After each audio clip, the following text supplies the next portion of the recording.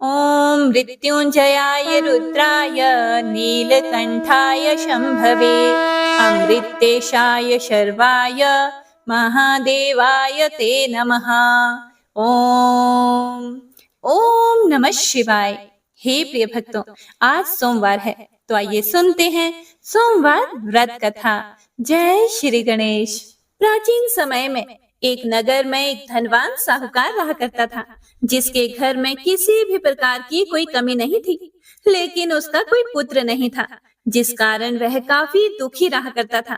उसे दिन रात यही चिंता सताती रहती थी। ऐसे में वह पुत्र पाने की कामना लिए हर सोमवार भगवान शिव जी का व्रत और पूजन किया करता था, और शाम के समय शिव मंदिर में जाकर वह भगवान शिव जी के सामने दीपक जलाता था। उसके उस भक्ति भाव को देखकर देवी माँ पार्वती ने भगवान शिव से कहा, हे प्रभु, यह साहूकार आपका बहुत बड़ा भक्त है और सदैव आपका व्रत और पूजन बड़ी ही श्रद्धा के साथ करता है। आपको इसकी मनोकामना अवश्य ही पूर्ण करनी चाहिए। माता पार्वती की यह बात सुनकर भगवान शिव बोले, हे देवी पार्वती, यह संसार कर्म क्षेत्र है। जैसे किसान खेत में जैसा बीज बोता है वैसा ही फल काटता है, उसी तरह इस संसार में मनुष्य जैसा कर्म करता है वैसे ही फल भोगता है। पार्वती जी ने अत्यंत आग्रह से कहा, हे प्रभु, जब यह आपका इतना बड़ा भक्त है और इसको अगर किसी भी प्रकार का दुख है तो उसे अवश्य ही दूर करना चाहिए, क्योंकि आप तो सदैव ही अपने भक्तों पर दयालु होते हैं और उनके दुखों को हमेशा ही दूर करते हैं। यदि आप ऐसा नहीं करेंगे तो मनुष्य आपकी सेवा और व्रत क्यों करेंगे? पार्वती जी के ऐसे आग्रह करने पर भगवान शिव बोले, हे देवी पार्वती, इसके कोई पुत्र नहीं है, इसी चिंता में यह अत्यंत दुखी रहता है। इसके भाग्य में पुत्र ना होने पर भी मैं इसे पुत्र प्राप्ति का वर दे सकता हूँ, लेकिन वह पुत्र केवल 12 वर्ष तक ही जीवित रहेगा। इसके पश्चात वह मृत्यु को प्राप्त हो जाएगा। इससे अधिक तो मैं कुछ भी इसके लिए नहीं कर सकता। हे प्रिय भक्तों, यह बातें साहूकार सुन रहा था। इससे उसको ना तो प्रसन्नता हुई और ना ही कुछ दुखी हुआ। वह पहले की तरह ही भगवान शिव का व्रत और पूजन करता रहा। कुछ समय व्यतीत हो जाने पर साहूकार की पत्नी गर्भवती हुई और 10वें महीने में उसे अति सुंदर पुत्र की प्राप्ति हुई। साहूकार के घर में बहुत खुशियां मनाई गई, परंतु साहूकार ने उसकी केवल 12 वर्ष की आयु जानकर अधिक प्रसन्नता प्रकट नहीं की और न ही किसी को यह भेद बताया। जब वह बालक 11 वर्ष का हो गया तो उस बालक की माता ने उसके पिता से विवाह आदि के लिए आग्रह किया, तो वह साहूकार कहने लगा कि अभी मैं इसका विवाह नहीं करा सकता, अपने पुत्र को काशी पढ़ने के लिए भेजूंगा।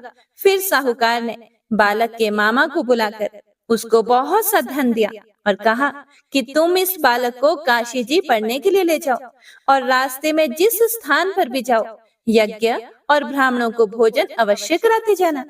फिर वह दोनों मामा भांजे यज्ञ करते और ब्राह्मणों को भोजन कराते हुए काशी जी की तरफ रवाना हुए। रास्ते में उनको एक शहर से गुजरना पड़ा। उस शहर में राजा की कन्या का विवाह था और दूसरे राजा का लड़का जो विवाह करने बारात लेकर आया था वह एक आंख से काना था। उसके पिता को इस बात की बड़ी चिंता हो रही थी कि कहीं वर को देखकर कन्या के माता पिता विवाह में किसी प्रकार की अड़चन पैदा ना कर दे। इस कारण जब उसने अति सुंदर सेठ के लड़के को देखा तो उसके मन में विचार आया कि क्यों ना दरवाजे के समय इस लड़के से वर का काम चलाया जाए। ऐसा विचार करके वर के पिता ने उस लड़के और उसके मामा से बात की तो वे राजी हो गए।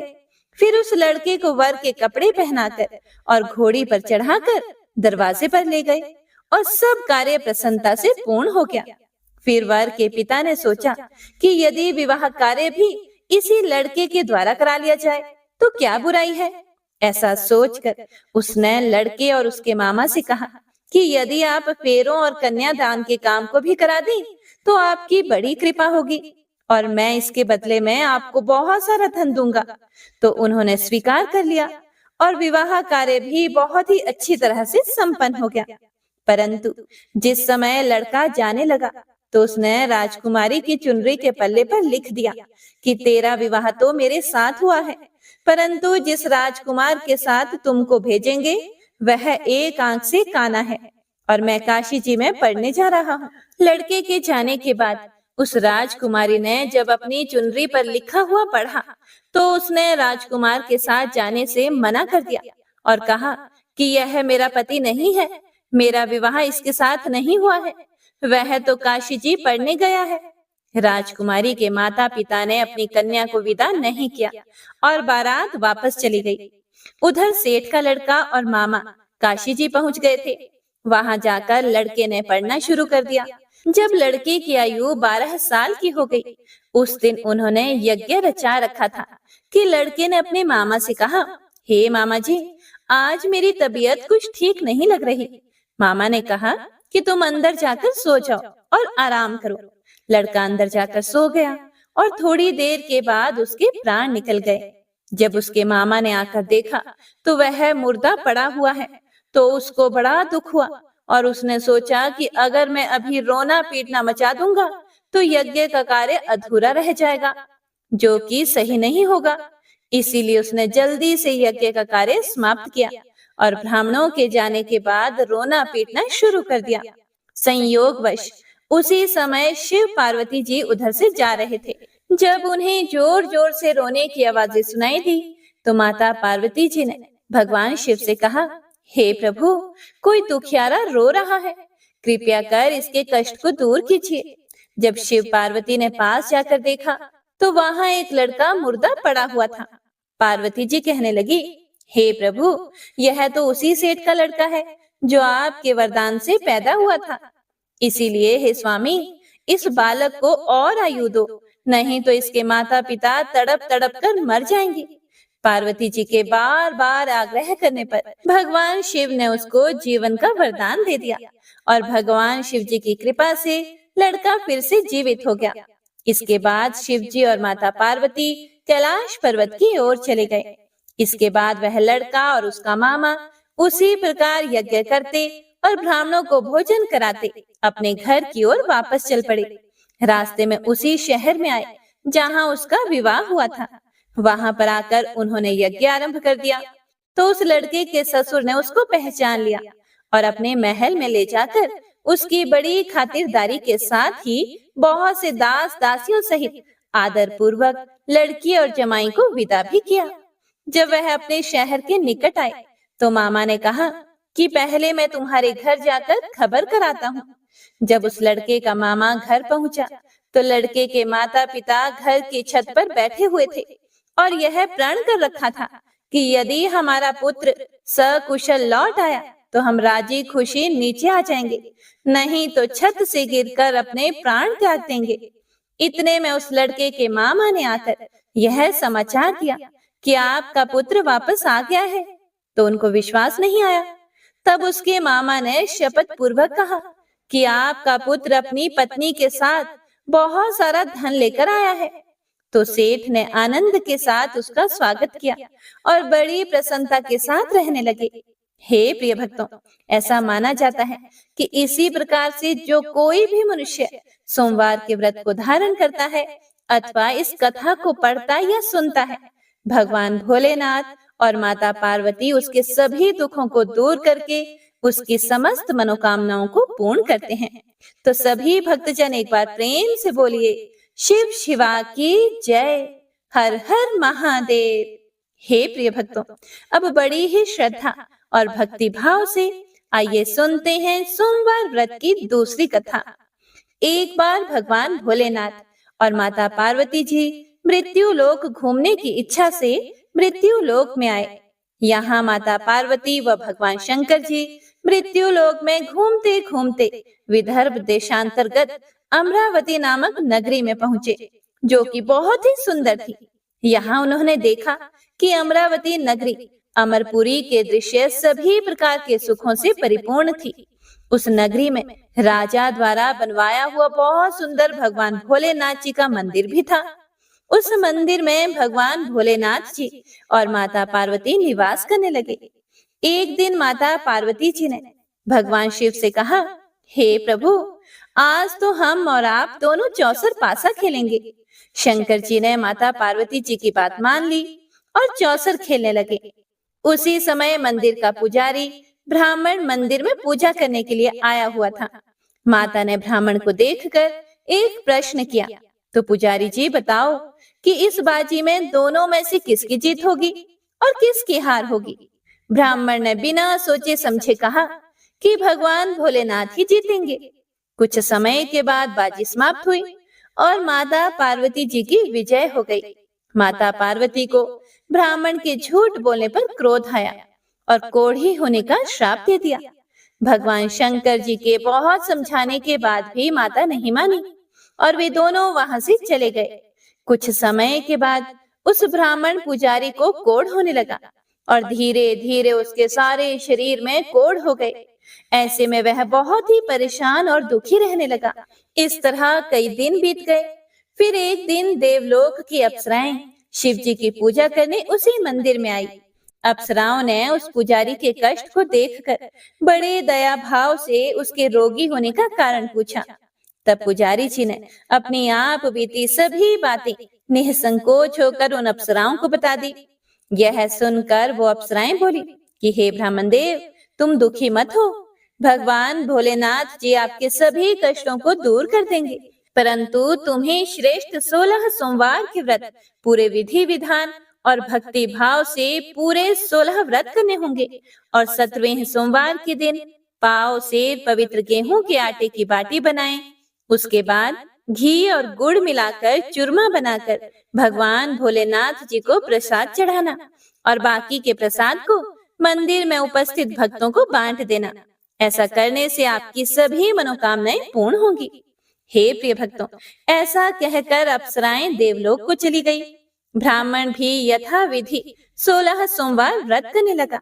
ऐसे में भगवान भोलेनाथ की कृपा से धीरे धीरे ब्राह्मण पुजारी कोढ़ से मुक्त होने लगा और कुछ समय के बाद भगवान शंकर जी और माता पार्वती जी फिर से उसी मंदिर में पधारे। तब माता ने उस ब्राह्मण को रोग मुक्त होने का कारण पूछा, तो ब्राह्मण ने माता को 16 सोमवार के व्रत के बारे में विस्तार से बताया। ब्राह्मण की बात सुनकर माता पार्वती जी बड़ी प्रसन्न हुई और पुजारी से 16 सोमवार के व्रत की विधि पूछी। उसी दिन से माता पार्वती जी भी 16 सोमवार व्रत करने लगी और लगातार 16 व्रत किया। ऐसे में उनकी मनोकामनाएं पूरी हुई। उनके रूठे हुए पुत्र स्वामी कार्तिकेय जी स्वयं ही माता की आज्ञाकारी हो गए। फिर एक दिन कार्तिकेय जी को अपना विचार परिवर्तन होने का रहस्य जानने की इच्छा हुई और वह अपनी माता के पास गए और बोले कि हे माता, आपने ऐसा क्या उपाय किया जिससे मेरा मन आपकी ओर आकर्षित हो गया। तब माता पार्वती जी ने उसे 16 सोमवार व्रत कथा सुनाई। तब कार्तिकेय जी ने अपनी माता से कहा कि इस व्रत को मैं भी करूंगा, क्योंकि मेरा प्रिय मित्र ब्राह्मण दुखी दिल से परदेश गया है। हमें उससे मिलने की बहुत इच्छा होती है। फिर कार्तिकेय जी ने भी 16 सोमवार के व्रत पूरे विधि विधान से किए और उनकी भी इच्छा पूर्ण हो गई। उन्हें अपना प्रिय मित्र मिल गया। तब उसके मित्र ने इस आकस्मिक मिलन का भेद कार्तिकेय जी से पूछा।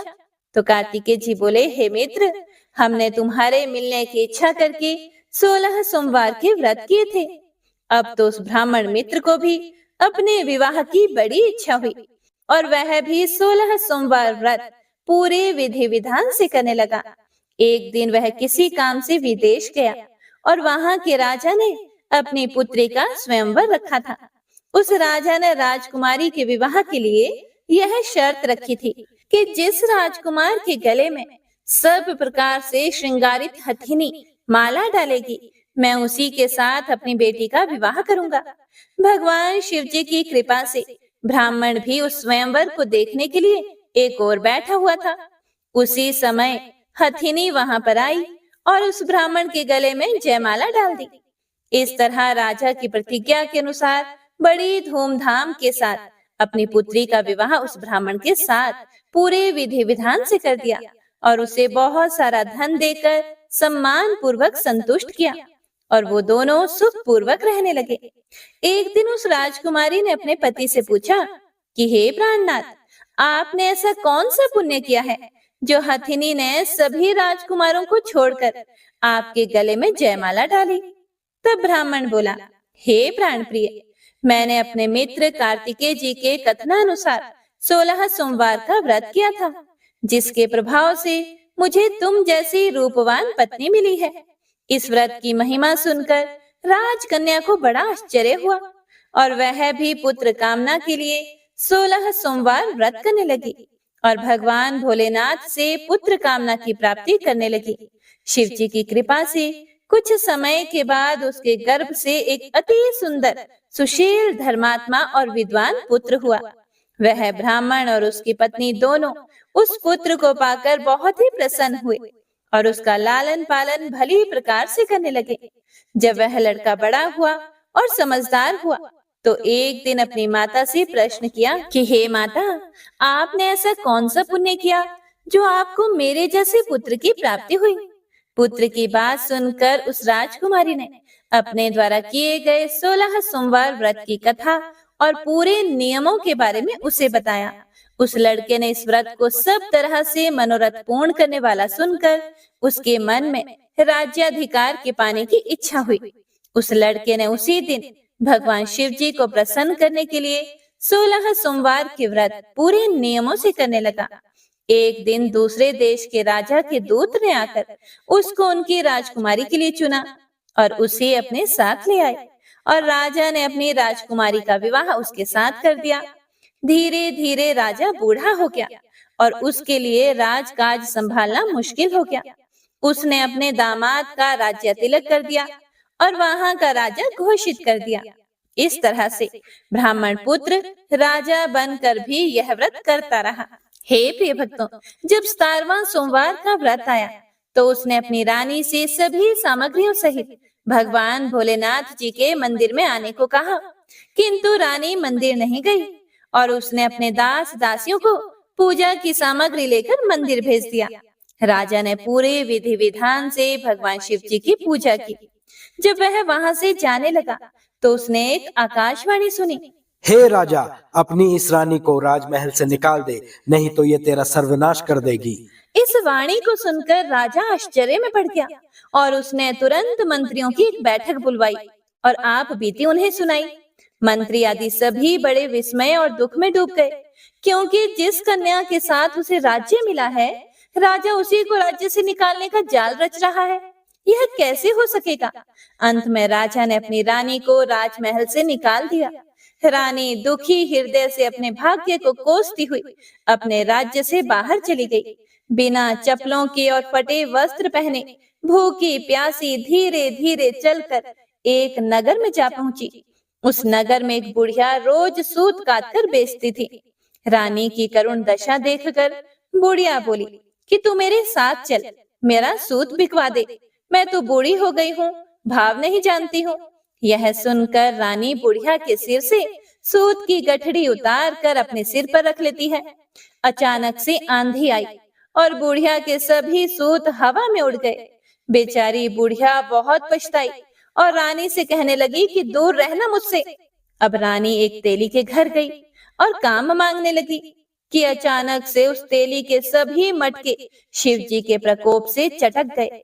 ऐसी दशा देखकर उस तेली ने रानी को अपने घर से निकाल दिया।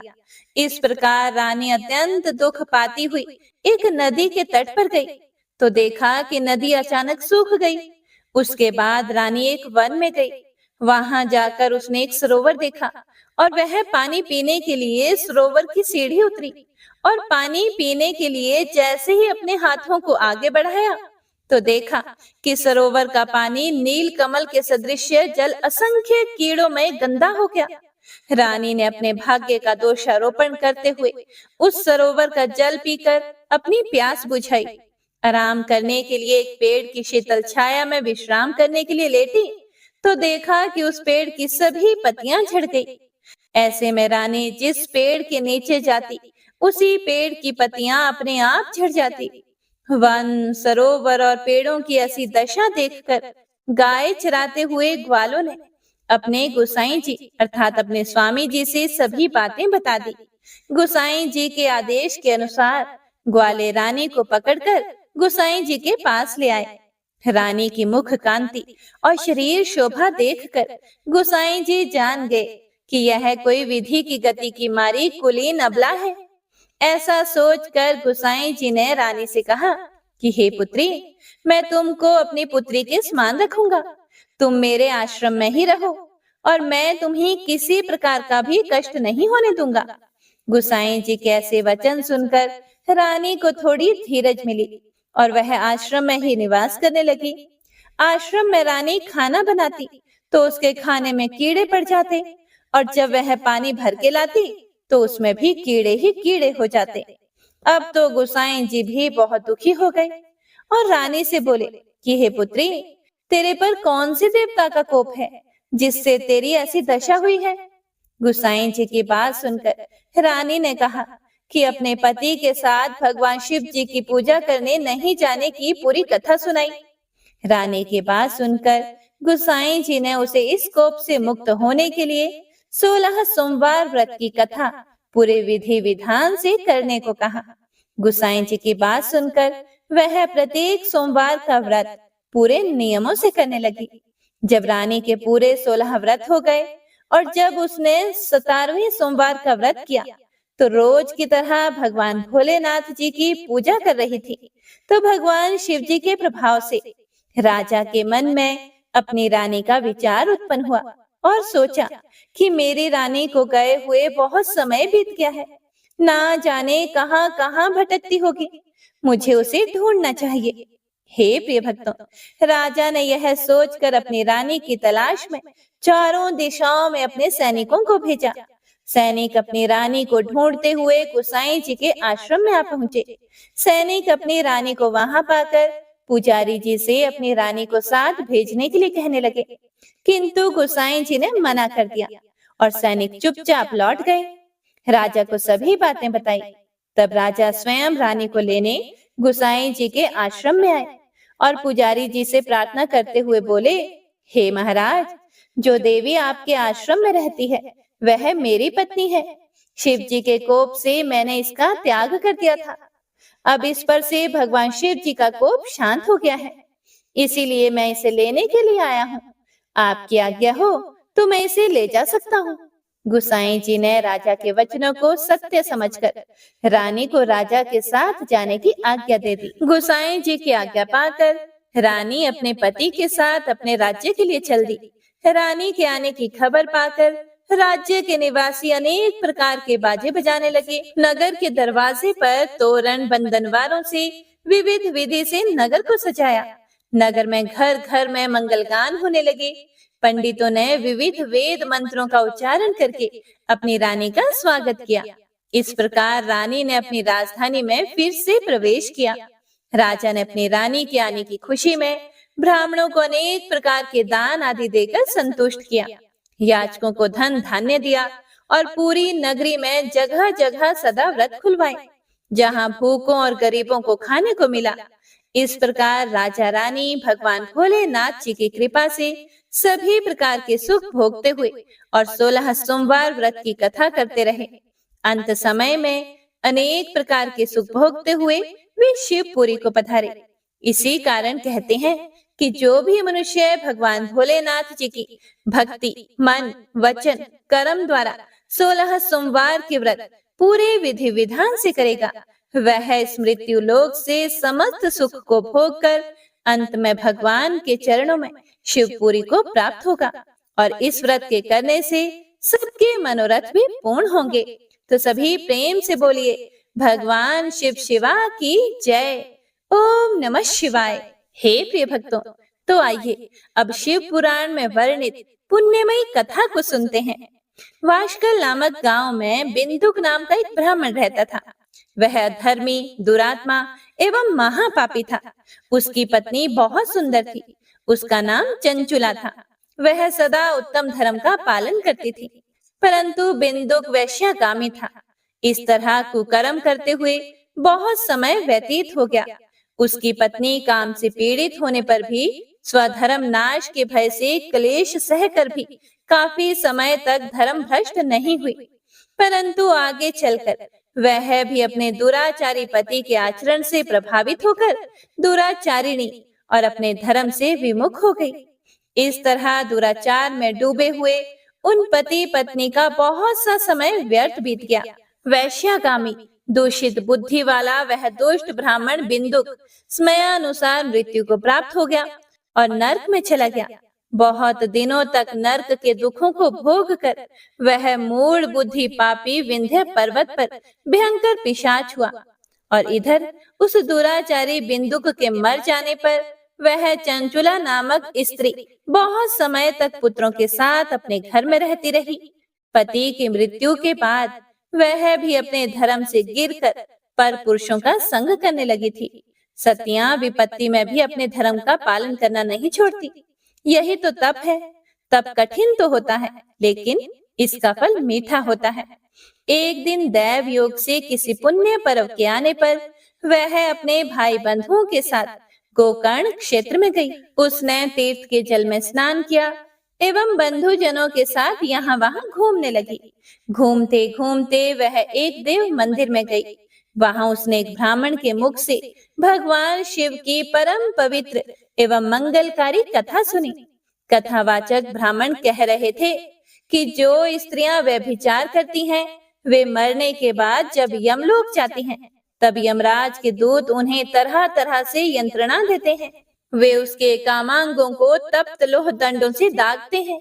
तप्त लोह के पुरुष से उसका संसर्ग कराते हैं। ये सारे दंड इतनी वेदना देने वाले होते हैं कि जीव पुकार पुकार कर कहता है कि अब वह ऐसा नहीं करेगा, लेकिन यमदूत उसे नहीं छोड़ते। कर्मों का फल तो सभी को भोगना ही पड़ता है। देव, ऋषि, मनुष्य सभी इससे बंधे हुए हैं। हे प्रिय भक्तों, ब्राह्मण के मुख से यह वैराग्य बढ़ाने वाली कथा सुनकर चंचुला भय से व्याकुल हो गई। कथा समाप्त होने पर सभी लोग वहां से चले गए। तब कथा बांचने वाले ब्राह्मण देवता से चंचुला ने कहा कि हे ब्राह्मण देव, धर्म को ना जानने के कारण मेरे द्वारा भी बहुत बड़ा दुराचार हुआ है। हे स्वामी, मेरे ऊपर कृपा कर मेरा उद्धार कीजिए। आपके प्रवचन को सुनकर मुझे इस संसार से वैराग्य हो गया है। मुझ मूढ़ चित्त वाली पापिनी को धिक्कार है। मैं निंदा के योग्य हूँ। मैं बुरे विषयों में फंसकर अपने धर्म से विमुख हो गई थी। कौन मुझ जैसी कुमार्ग में मन लगाने वाली पापिनी का साथ देगा? जब यमदूत मेरे गले में फंदा डालकर मुझे बांध कर ले जाएंगे और नरक में मेरे शरीर के टुकड़े करेंगे, तब मैं कैसे उन महायातनाओं को सहन कर पाऊंगी? मैं सब प्रकार से नष्ट हो गई हूँ, क्योंकि अभी तक मैं हर तरह से पाप में डूबी रही हूँ। हे ब्राह्मण देव, आप मेरे गुरु हैं। आप ही मेरे माता पिता हैं। मैं आपकी शरण में आई हूँ। मुझ अबला का आप ही उद्धार कीजिए। इस प्रकार विलाप करती हुई चंचुला ब्राह्मण देवता के चरणों में गिर पड़ी। तब ब्राह्मण देवता ने उसे कृपा पूर्वक उठाया और कहा, हे नारी, तुम सौभाग्यशाली हो जो भगवान शंकर की कृपा से तुमने वैराग्यपूर्ण शिव की यह कथा सुनी है और कथा सुनकर समय से अपनी गलती का एहसास कर लिया है। डरो मत और भगवान शिव की शरण में जाओ। उनकी परम कृपा से तुम्हारे सभी पाप नष्ट हो जाएंगे। मैं तुम्हें भगवान शिव की कथा सहित वह मार्ग बताऊंगा जिसके द्वारा तुम्हें सुख देने वाली उत्तम गति प्राप्त होगी। शिव कथा सुनने से तुम्हारी बुद्धि शुद्ध हो गई है और तुम्हें पश्चाताप हुआ है तथा मन में वैराग्य उत्पन्न हुआ है। पश्चाताप ही पाप करने वाले पापियों के लिए सबसे बड़ा प्रायश्चित है। जो मनुष्य अपने कुकर्मों के लिए पश्चाताप नहीं करता, वह उत्तम गति प्राप्त नहीं करता, परंतु जिसे अपने कुकृत्य पर हार्दिक पश्चाताप होता है, वह अवश्य ही उत्तम गति का भागीदार होता है। इसमें बिल्कुल भी संशय नहीं है। शुद्ध चित्त में ही भगवान शिव और पार्वती का वास होता है। वह शुद्धात्मा मनुष्य सदा शिव के पद को प्राप्त होता है। इस कथा का श्रवण सभी मनुष्यों के लिए कल्याणकारी है, इसीलिए इसकी आराधना व सेवा करनी चाहिए। हे ब्राह्मण पत्नी, तुम अन्य विषयों से अपने मन को हटाकर भगवान शंकर की इस परम पावन कथा को सुनो।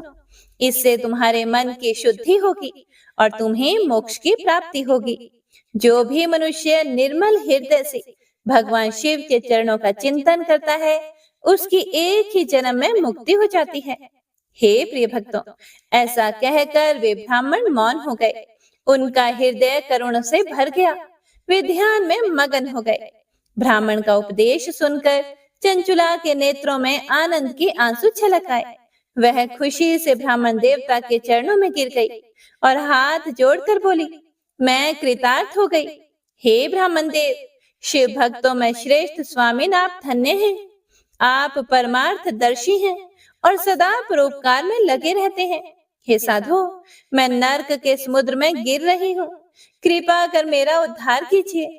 जिस पौराणिक व अमृत के समान सुंदर शिव कथा की बात आपने की है, उसे सुनकर ही मेरे मन में वैराग्य उत्पन्न हुआ है। उस अमृतमयी कथा को सुनने के लिए मेरे मन में बड़ी श्रद्धा हो रही है। कृपया आप मुझे उसे सुनाइए। हे प्रिय भक्तों, कथा सुनने की इच्छा मन में लिए हुए चंचुला उन ब्राह्मण देवता की सेवा में वहीं रहने लगी। उस गोकर्ण नामक महाक्षेत्र में उन ब्राह्मण देवता के मुख से चंचुला शिव की भक्ति, ज्ञान और वैराग्य बढ़ाने वाली और मुक्ति देने वाली परम उत्तम कथा सुनकर कृतार्थ हो गई। उसका मन शुद्ध हो गया। वह अपने हृदय में शिव के सगुण रूप का चिंतन करने लगी। वह सदैव शिव के सच्चिदानंदमय स्वरूप का स्मरण करती थी। उसके बाद अपना समय पूर्ण होने पर चंचुला ने बिना किसी कष्ट के अपना शरीर त्याग दिया। उसे लेने के लिए एक दिव्य विमान वहां पहुंचा। यह विमान शोभा साधनों से सजा हुआ था एवं शिव गणों से सुशोभित था। चंचुला दिव्यांगना होकर विमान से शिवपुरी पहुंची। उसके सारे पाप धुल गए थे। वहां उसने सनातन देवता त्रिनेत्रधारी महादेव शिव को देखा। सभी देवता उनकी सेवा में भक्ति भाव से उपस्थित थे। उनकी अंग कांति करोड़ों सूर्यों के समान प्रकाशित हो रही थी। 5 मुख और हर मुख में 3-3 नेत्र थे। मस्तक पर अर्ध चंद्राकार मुकुट शोभायमान हो रहा था। कंठ में नील चिन्ह था। उनके साथ में देवी गौरी विराजमान थी, जो विद्युत पुंज के समान प्रकाशित हो रही थी। महादेव जी की कांति कपूर के समान गौर थी। उनके शरीर पर श्वेत वस्त्र थे तथा शरीर श्वेत भस्म से युक्त था। इस प्रकार भगवान शिव के परम उज्जवल रूप के दर्शन करके चंचुला बहुत प्रसन्न हुई।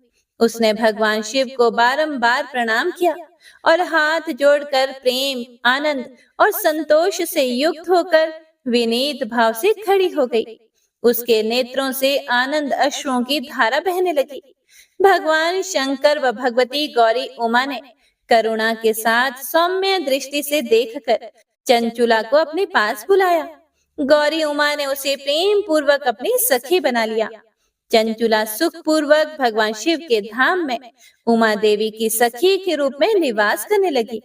हे प्रिय भक्तों, एक दिन चंचुला आनंद में मग्न उमा देवी के पास गई और दोनों हाथ जोड़कर उनकी स्तुति की।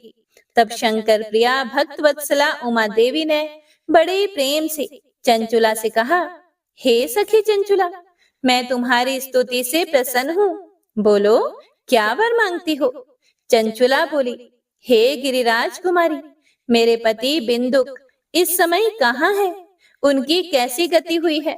मुझे बताइए और कुछ ऐसा उपाय कीजिए ताकि हम फिर से मिल सकें।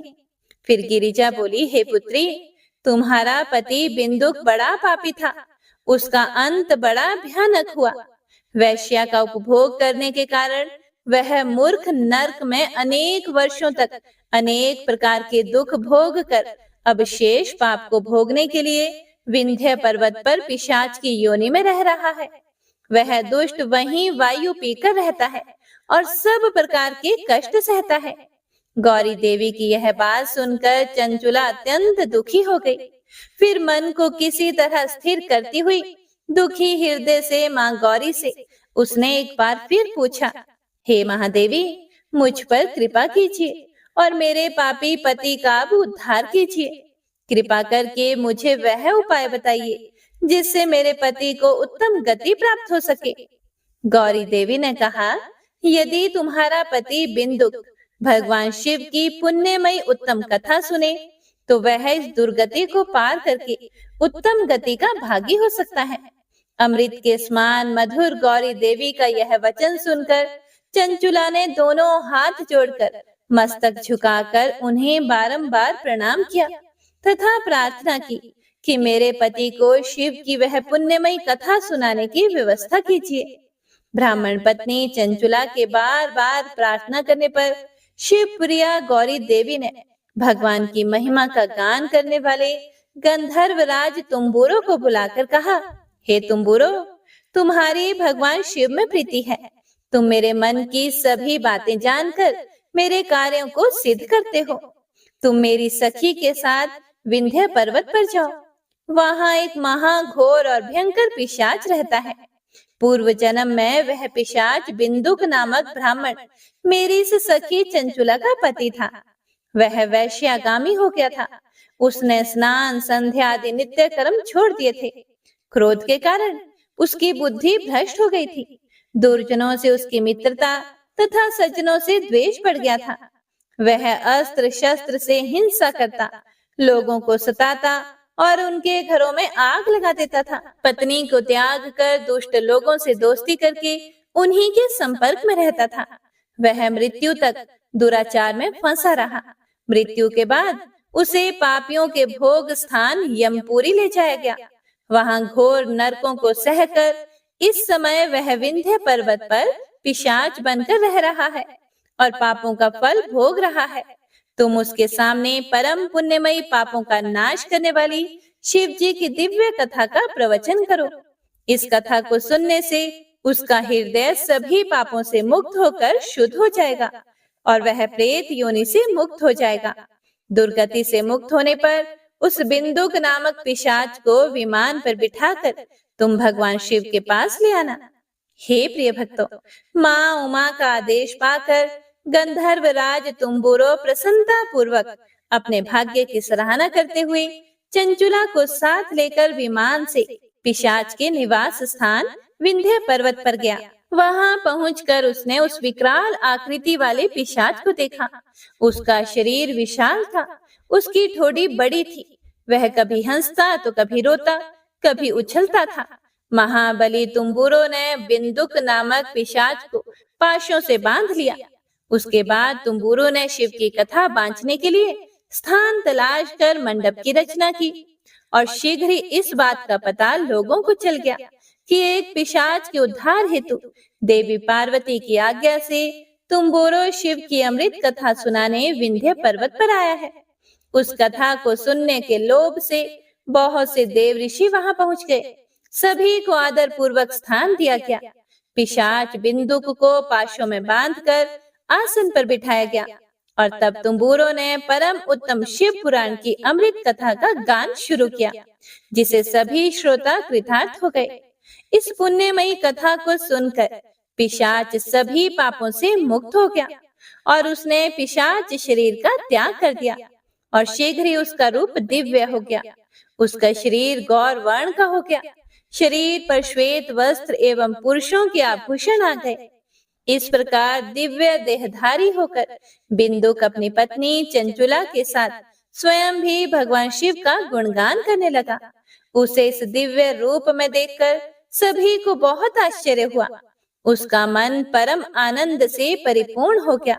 सभी भगवान महेश्वर के अद्भुत चरित्र को सुनकर कृतार्थ होकर उनका यशोगान करते हुए अपने अपने धाम को चले गए। बिंदुक अपनी पत्नी चंचुला के साथ विमान में बैठकर शिवपुरी की ओर चल दिया। महेश्वर के गुणों का गान करता हुआ बिंदुक अपनी पत्नी चंचुला और तुम्बुरो के साथ शीघ्र ही शिव धाम पहुंच गया। भगवान शिव व देवी पार्वती ने उसे अपना पार्षद बना लिया। दोनों पति पत्नी सुख पूर्वक भगवान महेश्वर एवं देवी गौरी के श्री चरणों में अविचल निवास पाकर धन्य हो गए।